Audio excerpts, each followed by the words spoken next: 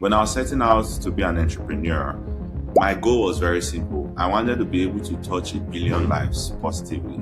The ancient city of Benin and Edo State as a whole is quite a unique place. Very rich ancient history, and that is also ingrained in the pride you would see in Edo people. It's like so very rich culture, very rich heritage. Music is food for the soul for me, right? And it's also a creative outlet. It adds color and flavor to my life, the way I see it. It brings me happiness. It's where I go to mourn, it's where I go to nurture heartbreak, it's where I go to find inspiration for hustle. Like if I'm not in a meeting or doing some deep focus work, I'm most likely listening to music while I'm doing everything else. Then moving forward, what should we expect from Mr. JABBA? From the creative side and the business side, what should we expect? So on the creative side,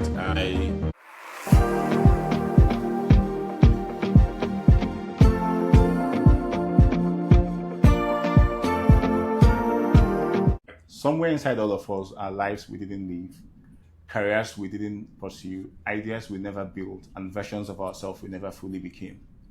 Most of us spend our life trying to figure out which of those possibilities deserve our commitment. My guest today is someone who has lived more than one version of himself. Over the last decade, he's built companies, helped scale some of Africa's leading startups, and continues to make music of his own. Mr. Jabbar, thank you for being with us here. I'm super excited to have you on the show. thank you so much, Charles. Thanks for having me, and really excited about the conversation we're gonna have today. I love the topic. All right. To start off, I've known you a while, Jabal. I think earliest memory will be when you were LCP for a second Benin, right?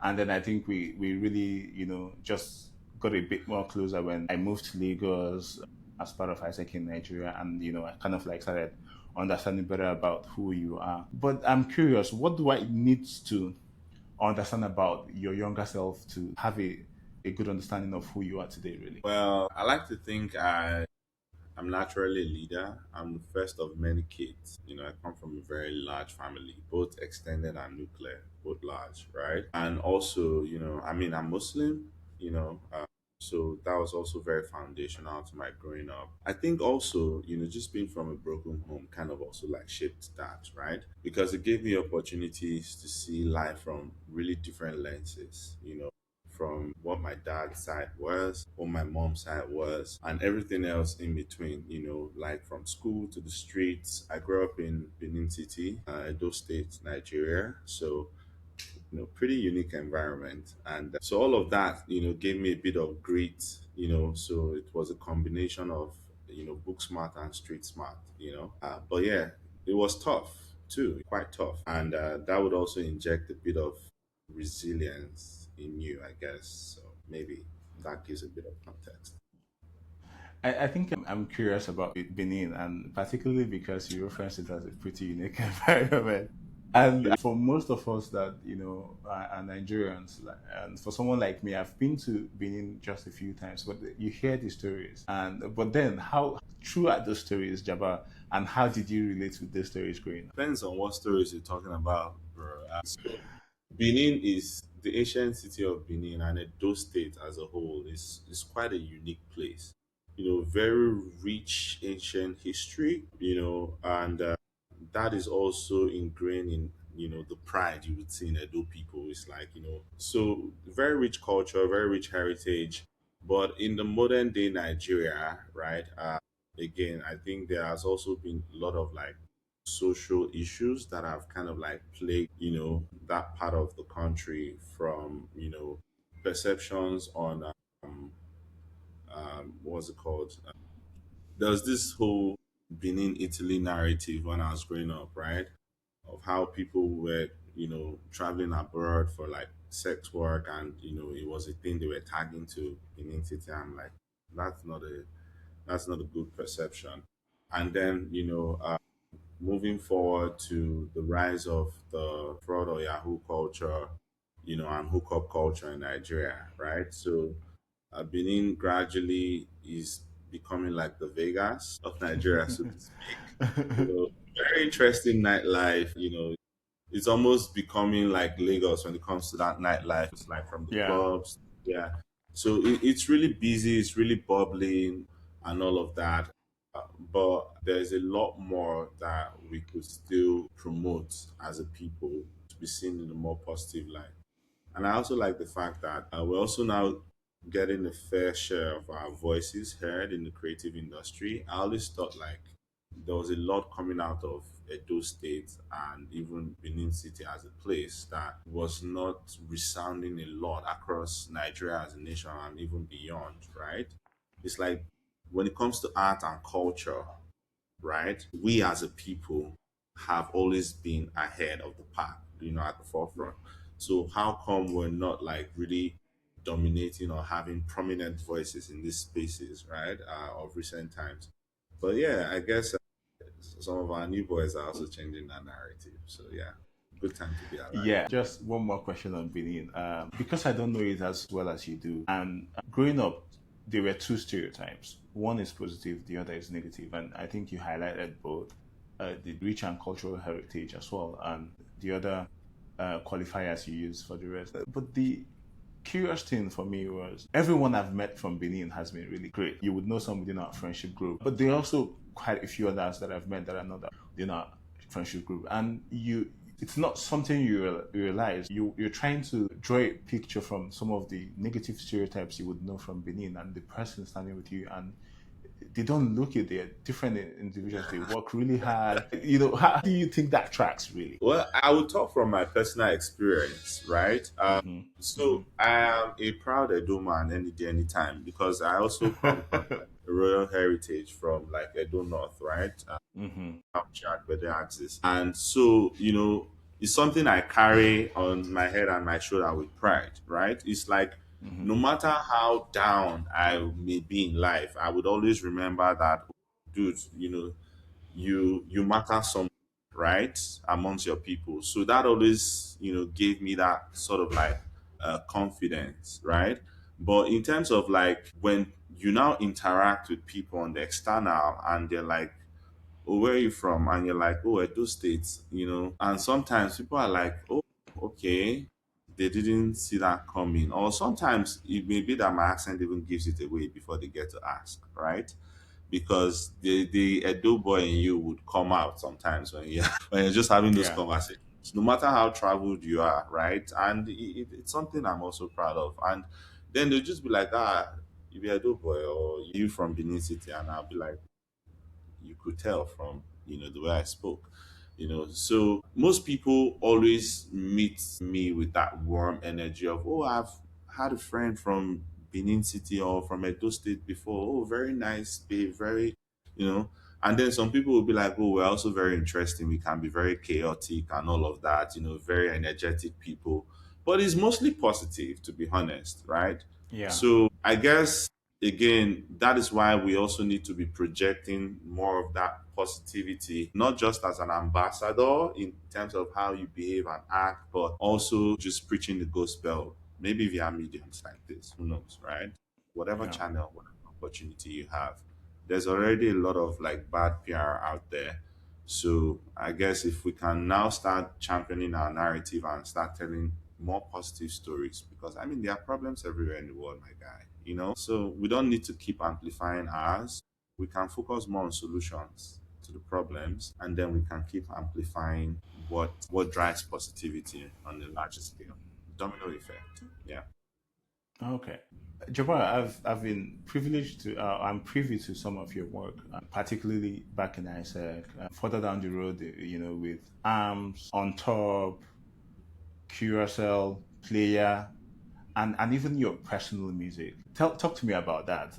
How are you comfortably living multiple life in different tracks? Guess the beauty is in the journey for me, to be honest. And it's also about fulfillment in a certain sense. So I think if I could really make a choice, like if music was my first choice, music was my first love, right? No doubt. Hmm. Like from the earliest memory I had in terms of, I mean, beyond all those ideas that fell into your head to be a medical doctor, the first authentic idea, beyond being a scientist, right? The first authentic idea I Oh had, my as god. I think this is where my heart is, as early as age 7, was music, right? And I was surrounded by a lot of it. So that kind of like already shaped my bias towards I love this thing, I listen to a lot of it and I can imagine myself creating even more of it. The others were engineered by life's journey. And it's also okay because every experience has, taught me a lesson, has brought some sort of like positive contribution, knowledge that has helped me also propel to the next. And it has all been interconnected, right? None of it was ever random, So, but I also believe that I owe it to myself to give myself the freedom to do the things I want to do in my lifetime, you know because I only have this one lifetime, man. So, Yeah. I mean, I'll try my best to do the things that I find fulfilling and also give me life, right? And I may not be able to accomplish all of it, but I would enjoy the process and just make the best out of the journey. I guess that's my own way of seeing it. Yeah. Would it be correct to suggest that your music or art in general is the thread that connects some of the work you're doing? And thinking about it now, and I know what AMP was about, I know what Player is, and I know music. And of course, the work you've done in On Top and QSL are a tad bit different, but it feels like for you, art is the dominant thread here. I think it's more about my purpose. So I've come to accept that my purpose in life is to create, right? I'm a creator and a builder at heart. Hmm. I've realized that I find fulfillment in seeing a problem or having an idea, right? And then the series of thoughts, imagination, process, brainstorming of how do you bring this thing, this light bulb moment to fruition and the possibility or the positive impact it could have in the lives of thousands or millions of people. When I was setting out to be an entrepreneur, my goal was very simple. I wanted to be able to touch 1 billion lives positively, right? And that was our ISEC days when we were much younger. We did a lot of cool stuff in ISEC.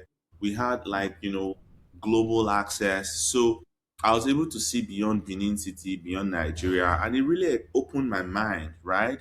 We used to have the BHAC, the big, hairy, audacious goals, right? And Yeah. so I took a lot of those things and applied them to my life personally as well, right? So I guess for me, it was about how do I create something that could be a positive contributor to the world, right? Possibly reach 1 billion people and even an impact that would last beyond my lifetime.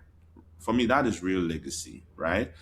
And that is what I'm about. I think that's the purpose that drives both me in my music and in my work in technology. Now, Oh, if I'm to connect the dots, right? Like music is food for the soul for me, right? And it's also a creative outlet. It adds color and flavor to my life, the way I see it. It brings me okay. joy, in happiness. Is where I go to mourn, is where I go to nurture heartbreak, is where I go to find inspiration for hustle. Like if I'm not in a meeting or doing some deep focus work, I'm most likely listening to music while I'm doing everything else, right? So my Yeah. life is literally a soundtrack, a never-ending soundtrack. So music has always been there for me, even from when I was dealing with the fact that my parents were not together as a kid. Somehow, I just found solace in music, right? Yeah. Yeah. So that's inspiration to want to create and also give something back to the world in terms of like I realized I could sing, I could rap from like junior secondary school, primary school. And then I started writing. And after a while, I started merging these things together. I started making sense. And I thought maybe I could also give a piece of myself to the world and people would find meaning through that. People would heal through that, whatever it is, right? So that was my first love. And then when I was forced to start thinking about other ways I could also bring this dream or this, like, feeling of purpose to life in my day to day when I was forced to stop doing music back in the day by my parents and family. I found ISEC that opened my eyes to, a lot more other possibilities. And through ISEC, I started picking things in like business development. I had done NIT and learned a bit about technology. My dad always put us on technology, like from when we were young. So I started marrying technology, business, global worldview, And then, again, ISEC was very social impact driven, right? And it was, there are a lot of problems in the world. We saw SDGs and all of those things. We built products, projects around them. We were able to bring impact to the lives of people, even from a very young age, from, our campus projects and all of that. And I saw the feeling that gave me. And I'm like, okay, maybe this could be another way I could live that experience as well, right? And Yeah. so that attracted me to investing more of myself in ISEC, discovering what my alternative paths could be. I stumbled into investment banking at some point. At some point, I also realized that wasn't for me, moved on to other things, and then settled to become a technology entrepreneur. I've also tried to build my own solutions from scratch that could possibly reach people in the millions and billions at scale. I learned my lessons, some things worked, some things didn't work. I moved on from that to also being an operator from for like high growth ventures where I'm helping them scale across the continent, impacting lives. I'm always very conscious about the kind of roles I pick and the kind of companies I work for, right? So as long as I'm driving that positive mission, or I want to impact a million, a billion lives in a positive way, whether it's through my technology or through my music, I think the purpose is in to be able to bring something to life that could impact people positively, whether it's through your sound, through your innovations, just contribute to the world positively, man.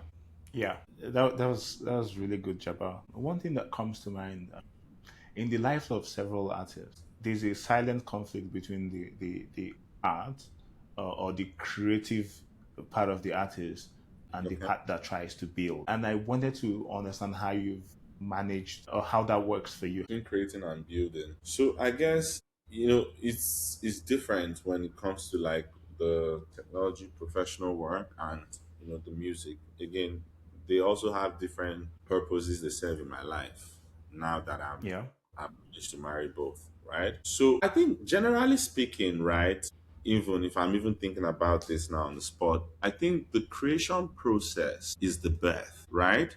It's like when you get that idea and you're trying to refine it from this foggy thing into something much more refined that you could probably even explain to a 5-year old and they will get it, right? yeah, That itself is the birth, the creation, right?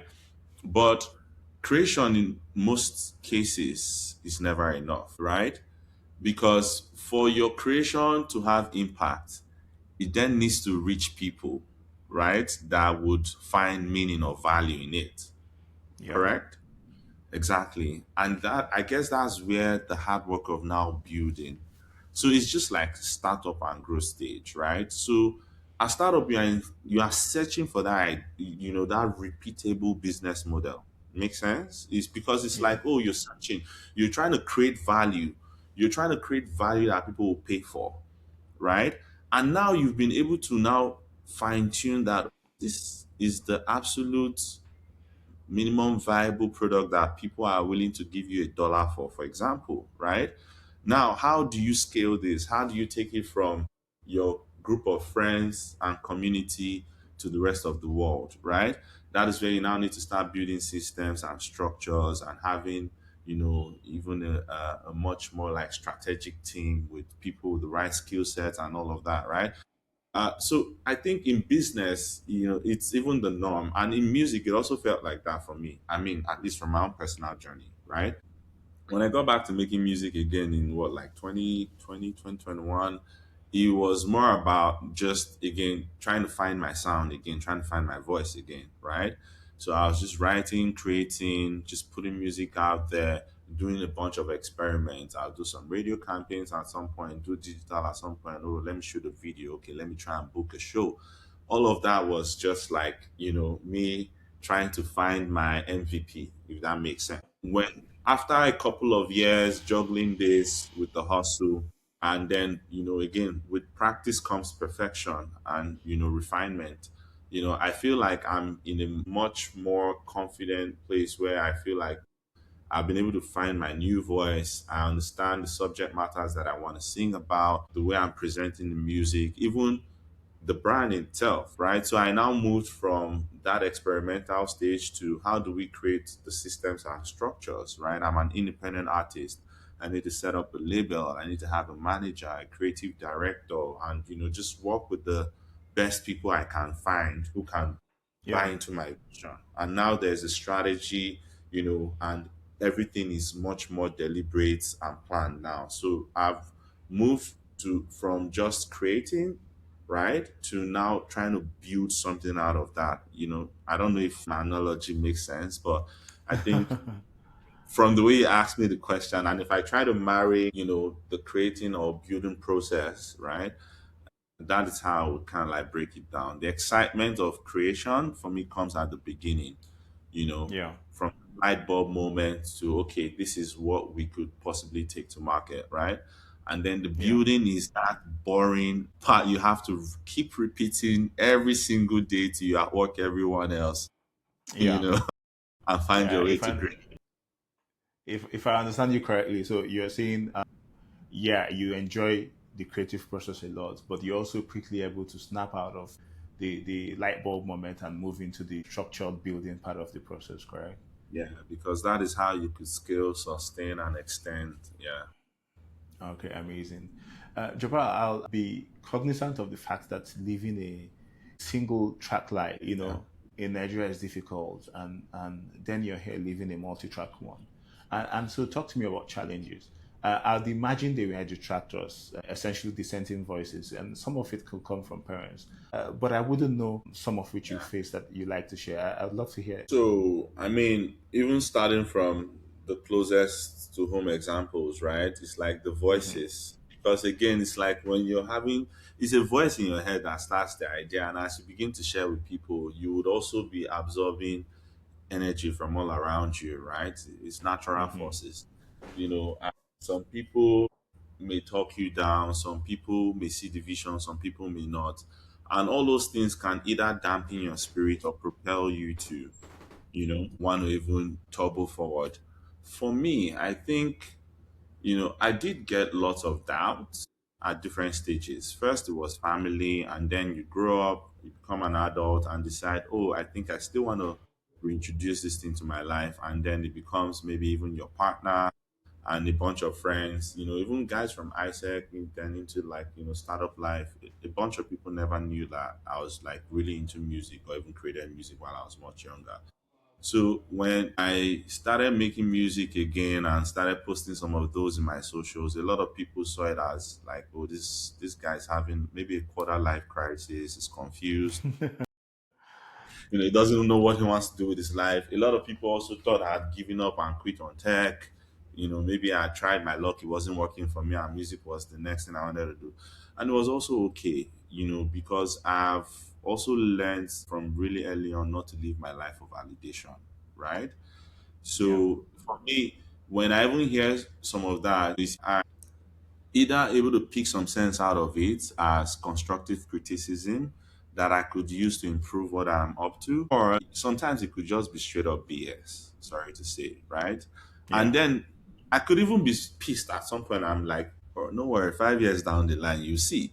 But one thing I always know, right, even from our very early days, even taking over ISEC Benin, that was a failing local entity in ISEC at the time and turning it around, people would always doubt you, especially when you're trying to do things that are different, things they don't understand. But as time passes and you continue to just execute with diligence, right? And the vision becomes clearer from that blur foggy thing to straight line value. A lot of people will start tapping in, man. They will tap in. People like to associate with things that are successful.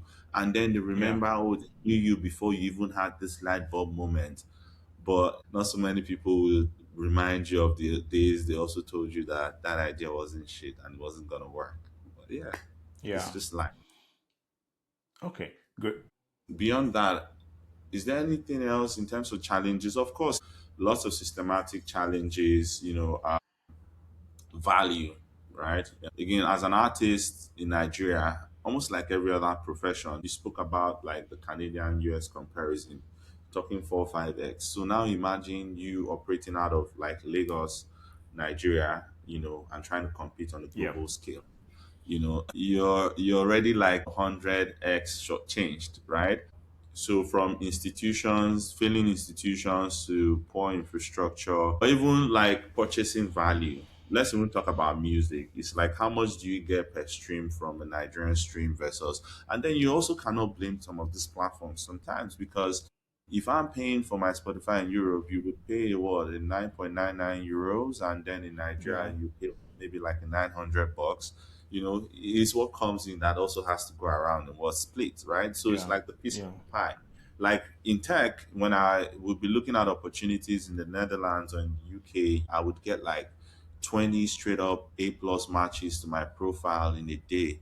But then if you're looking for opportunities in Nigeria, how many great opportunities are there really to the millions of bright, competent minds that would also be going for that? So I think the scale is generally just against you, Yeah. operating at this emerging economy. But it also teaches you how to accomplish a lot more with less, in certain ways. But yeah, everything has its pros and cons, I guess. So. Absolutely, I agree, and I'm curious as to how you essentially honor all the commitments you're faced with. You're living a multi-track life, and it takes some level of commitment to get them done.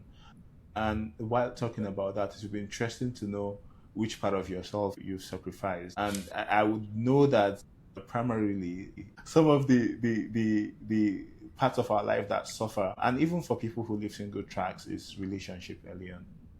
And so how has that happened? Well, you've answered a bit of the question. Relationships do suffer, but I guess over time you also start to learn that the true fulfillment is not in to do all of it by yourself, because at the end Yeah. of the day, they celebrate it with you. So I think it has forced me to. I'm a very extroverted person. I have lots of contacts. I have lots of acquaintances, friends, and all of that. But over time I've now started learning to engineer relationships in layers, right? It's like not everybody will be as important or as valuable in your life, and that is also okay. Not everybody will get same level of attention, and that is also okay. And there will be times where you may also drop the ball, right? But I guess, if you're able to still communicate, and just the people that are around you long enough will get to understand, right? But it's also important to find ways to still compensate for those moments, right? So relationships do suffer, absolutely. But I'm also lucky that I don't know if I should say I'm lucky, but I'm also lucky that I'm still single to this point. So I don't have so I don't have the strict or the stringent commitments of a wife at home waiting for you every Yeah. day. You have to be home at this certain point, and the fact that you have a kid you then have to be paying attention to, and nurturing with love. At some point when I started growing older, I stopped even having pets. I don't have a dog, I don't have a cat anymore. It's even hard to keep a plant. I was in Nairobi for 2 months, for example. So if you're away that long, who would even water the plant, right? So, Yeah. but I guess, as life changes, you would engineer for what suits the stage you are in life. So, yeah, relationships have suffered, and not all your projects would get 100% attention. And I've come to accept that, right? There are times where I've been working on Player for a while, with a team. But Player is an idea I'm toying around with. It's still not a business yet, right? And it was born out of a passion project that could positively impact millions and we could make money from, right? Yeah. But as long as it is not driving revenue or putting food on the table right now, it would get, say, hypothetically speaking, a 20-25% of the attention until we're able to find that sweet spot that people are now happy to pay for, and then we can now scale that into a business, right? It would get the amount of attention it deserves. Music, on the other hand, gets the attention it also deserves in season, right? Because there are times when I look at my work schedule and I'm like, yo, I don't think I can keep up with this new market expansion and rolling out a new EP at this time. So I literally plan my entire year, right? I already know, okay, on the business side, what are my peak periods, and then try to also find the non-peak periods where I could, put music out. Regardless of how busy I get, I try to find time to create because it's also one of my outlets to kind of like decompress and all of that. It's therapy for me in a Yeah. sense. So that has allowed me to create on the go. I have like lots of music in my archive, but you know, not so much is out just yet because the motions of putting music out there, is a lot more complicated than most things these days, right? So just being honest with yourself, you're one person, right? You only have 24 hours, the same amount of time as everyone else. So between what is putting food on your table, again, Maslow's theory or hierarchy of needs, right?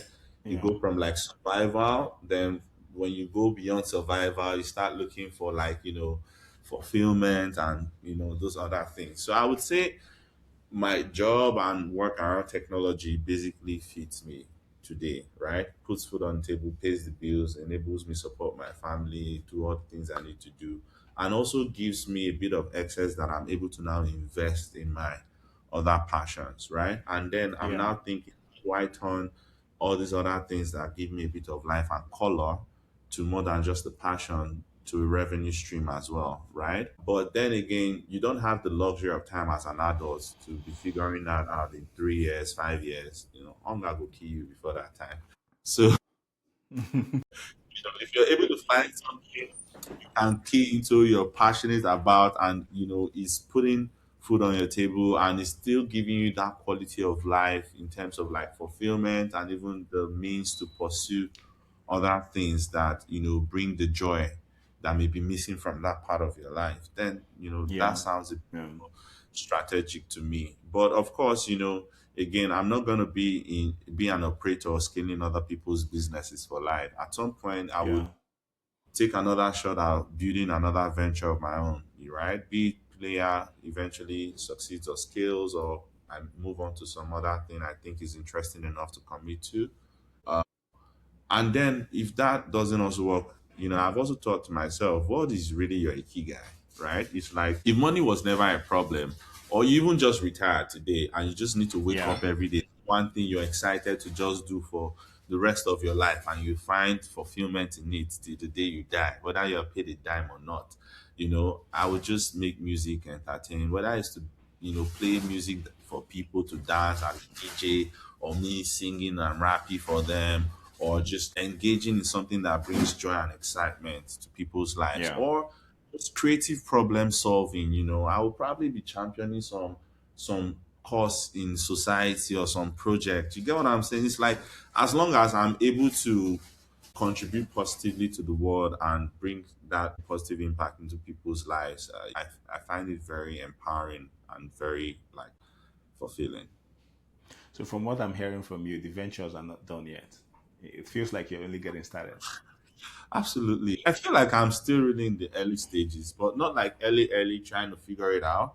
But, I feel like I'm at that point where I found alignment, all right? And I'm just moving. So I've passed the creation stage for the Yeah. larger part. I think I'm now in the building phase, right? Where I'm trying to have structure systems thanks to AI now. You know, Yeah. my AI Yeah. influence my team, and it's like, how can I make my life 100x or 10x better? How can I achieve this in 5x less time? It's just every day you just challenge yourself as to what you could potentially achieve. You hit that goal and you start thinking, okay, how do I become a better version of myself? Whether it's in seeking knowledge or in the next venture you're building or in the project you're dropping that sounds a lot better than the last one you dropped, continuous growth. Yeah. Okay, Jabba, you've had some level of success over the years. And with that in mind, there are a lot of people who are familiar with Jabba that are not in tune with what it means to fail and some of how you failed and how failure has affected you and how you've dealt with it. For some people, depending on your friendship kid, that they know.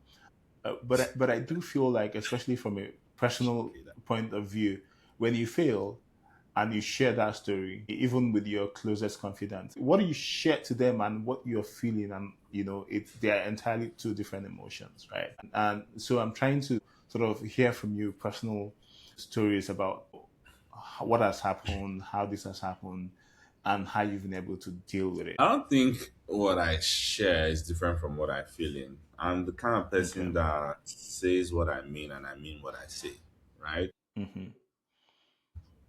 I'm not. So when I decide to share, I always also see those things as lessons, right? Not necessarily failure, because failure is a very important part of the process, if you choose to call it that, right? But Hmm. I think those everything is a building block, more or less, because both for my ventures, my experiments, everything I've pursued that didn't work out, sort of like gave me knowledge. You get what I'm saying? Or network Yeah. or access. At least one thing always comes out of that experience, if you're wise enough, that becomes a building block or the foundation for the next thing. Yeah. And sometimes you may not even be able to connect the dot immediately, but Yeah. eventually you may find it useful in another pursuit, right? So I'm gonna just do it, man. It's like, I mean, you and I, from our very early days, it was Isaac that brought us together. We used to do all that for free, man. We're not in Isaac in Europe where we would be earning salaries and all of that, right? Yeah. Yeah. But Yeah. this I was agree. work that people were earning salaries for professionally. But Isaac was our experiment ground. It was our playground. It was our opportunity to do these things, even try them differently and even fail and take all of those valuable lessons into the real world. And Yeah. all of that formed the foundation of the success, whether small, big, a lot of us are experiencing today, right? Yeah. So people have had really terrible Isaac tenures back in school and went on to be very successful in life because they had the opportunity to fail cheap and learn fast, right? So for me, when I share, I always share from a point of honesty because I've been able to decide on some kind of things I don't want in my life or avoid certain kinds of mistakes because I was able to look at other people's lives who are ahead of me and tap Hmm. into that. Or even had conversations with people who were ahead in the journey and know what pitfalls to avoid. If if I'm open to the point where I'm really talking about, maybe a venture that I tried that did not succeed. Let's even be straight up. ARMS, for example, right? Yeah. ARMS is no more today, but it was a very important and pivotal part of my journey, right? And it also formed the foundation, of the confidence people had in me to say, oh, this guy had a great run. Maybe the solution was just ahead of its time because it was pretty novel, what we were trying to do. And the fact that the pandemic also was the death of it all. So it didn't mean that we're stupid or we didn't try. People even respected the fact that you were even bold enough. It's like, yo, this young man, it's like, oh, Yeah. you carrying this kind of dream on your shoulder and you scored this kind of like global partnerships and even had traction up until this point, and then they Yeah. could The trust you. traction was insane. I know. I You know, remember the so night we had so yeah. sometimes it's not the destination that is the outcome. It's the journey in itself, right? As Yeah. long as you're getting valuable lessons, knowledge, you're learning, earning, or both, and it's propelling you forward, it counts as far as I'm concerned. All right. Great. And I think I wanted to know, moving forward, what should we expect from Mr. Jabba? And from the creative side and the business side, what should we expect? So on the creative side, like I said, I have now moved from just experimenting to building. Hmm. We set up the independent label, did a whole rebranding. Now the label is Jabba Music, and I am Mr. Jabba. There's a whole team behind me. People that believe in the vision. I love them. They love me as well, and we're really pushing this. At least we have the next 2 to 5 years. Documented, and the world is really evolving fast, right? So I can't commit to that 5 year, but I can at least say we're on track for what we want to accomplish in the next 2 years. There's going to be lots of music, lots of visuals, and it's also going to be more honest music this time from a point of like truth, a bit of like personal experiences and a pocket of stories I've also picked along my life's journeys. Yeah. Yeah, so I'm gonna be doing Heartbreak Hotel this year. I was in a very long ass relationship, which you were also very aware of, and I thought Yeah. this man is hooked for life. And that also ended very dramatically in ways I didn't expect, but it also brought lots of lessons into my life, and I have healed and moved on from that, and I feel like, okay, I'm in a more comfortable point where I can now share some of this with the world, right? So I'm going to Yeah. be putting out Heartbreak Hotel this year. Hopefully, I plan to release my debut album next year, but it's easier said than done. And I'm going to be dedicating that one to my late mom. I'm currently working on it alongside the EP, so that one's going to be called Sons of Medina. Okay. Yeah, so really exciting time for the creative side. I think that side of my life is what gets me the most excited right now, to be honest. Yeah. Yeah. Then on the business side, it's not where I find my most excitement. It's where I find my toughest challenge, that stretch me, that help me grow, that keep me awake every night. Yeah. So, I mean, for Curacao, we've been doing like, the whole Africa, Middle East expansions. This year I'm opening Zambia.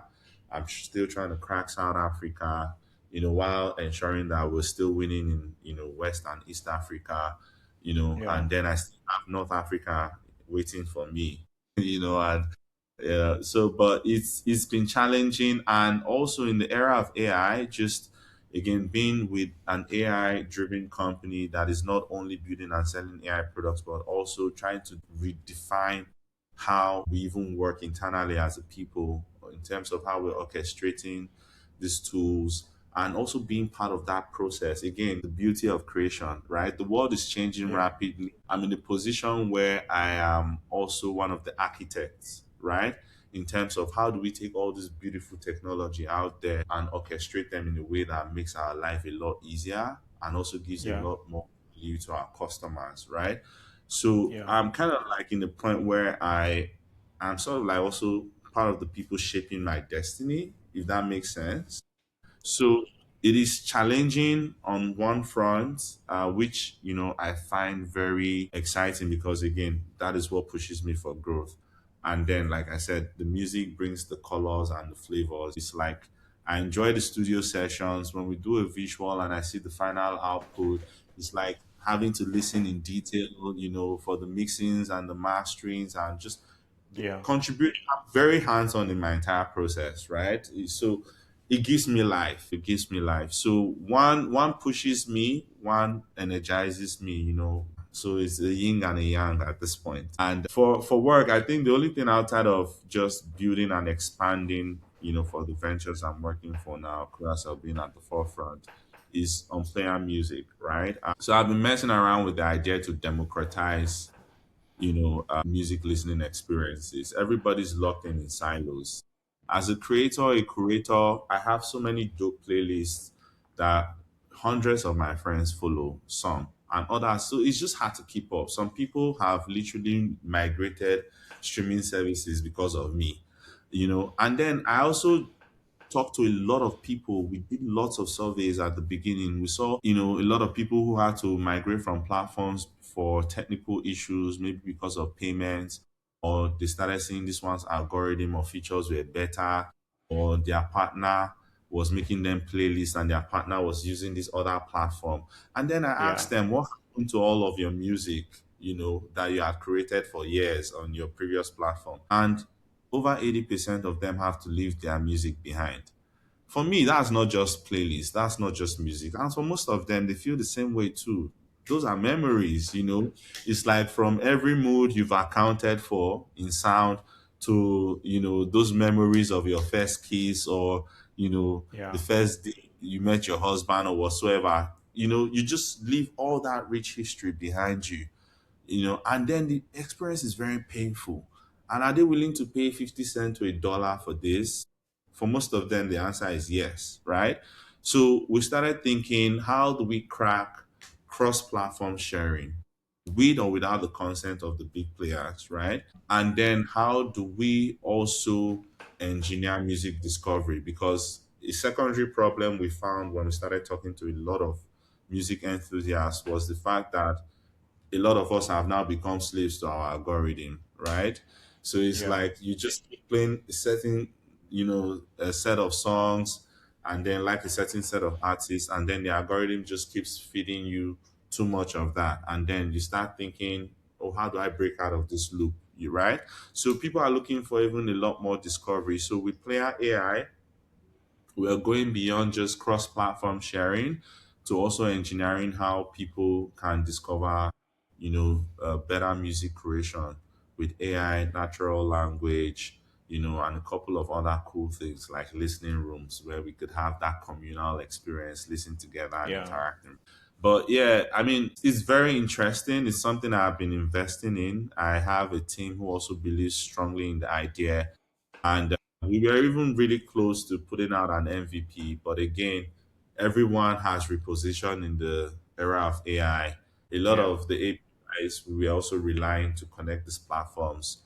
Again, everybody's tightening entry points, yeah, because with AI, the landscape of competition has changed, and that has Yeah. also meant that I also need to adapt in terms of how we're positioning the product, how we could become less dependent on the bigger players.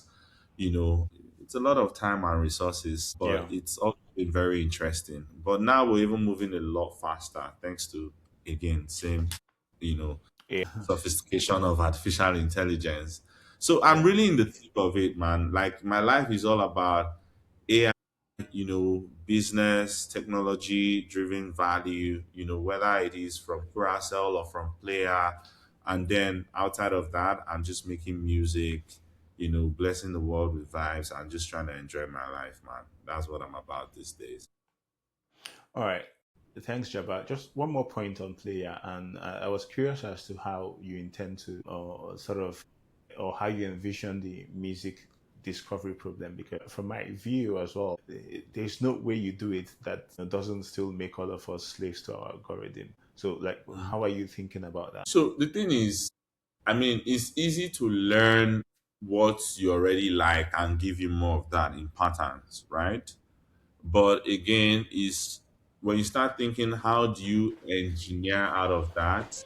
There would be a mix of what you may likely like, and again, patterns of just beyond this, right? And Yeah. balancing the ratios, right? Again, the ratios. I guess, this time and era, again, this is saturation, right? A lot of music is coming out. The big labels are the ones with the budget. I also see this as an independent artist. Getting discovered is so expensive, right? Yeah. I think if we, and a lot of these big players and the AI models they're also building now are relying on the heavy data that already exists with the existing patterns and existing behaviors, right?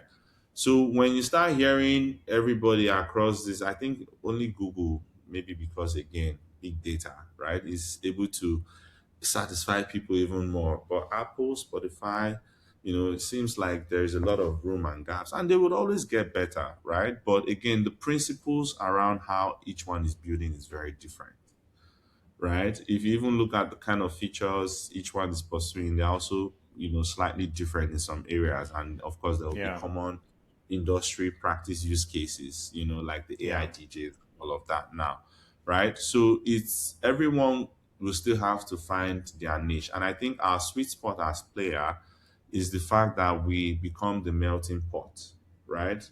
Player becomes the sun, and the platforms become the universe, right? So you could live on Earth, you could live on Mars, but then again, if you report or move your music, whether it's for yourself or for your friends, or even using your personal AI assistant that can chat with you on anything music, culture, and create playlists with you outside of what you're listening to, but based on your interactions and all those hyper personalization points, then you could most likely have a much better listening experience, right? So think about Yeah. it like your digital body. It understands your preference, your taste beyond your listening activity. But again, because you chat and engage with it on anything music, culture, it is up to date with everything happening, in the industry across the globe. And then we also have some secret recipes in terms of how we engineer our models to balance Yeah. popularity and discoveries, right? I think I've even Mm-hmm. given out too much in terms of breaking it down. But yeah, I mean, I, I'm an avid music listener. If you look at my Spotify Wrapped every year, man, I spend too much time listening to music. So I spend so much time soaking up all these things, that I have to find ways to also, Just give, disseminate give, them. give, give. Yeah. Yeah. Exactly. So whether it is through the technology, building player, or through creating music in itself, yeah, Mm-hmm. it's been very exciting. All right, thanks, Jabbar. And to wrap, Jabbar, we've touched on a bit of things about your younger self, about living a multi-track life, and at some point we focused on the creative part of it. And now we are sort of ending with what is your final word for us today, particularly about Jabbar, but also about people as well trying to live multi-track lives out there, especially in Nigeria. What is your final word for us today? I mean, whether you're in Nigeria or anywhere else in the world, is we see people sacrifice their dreams too many times to just live in the life society has designed for them, or live in the box society has designed for them. A straight through career, get married at a certain age, buy a house at a certain age, have kids at a certain age. I don't know about the rest of you, but that is boring. That is boring to me. Like everyone has a unique path, everyone has a unique journey. You know, never ignore the things that call you so dearly. You would know as you journey through life. If you've not figured it out, it's okay. Open your mind and yourself to experience it, right? But then as you do them, as you check them off your list, you would know what deserves your attention, what deserves your time, what deserves your life, and what doesn't, right?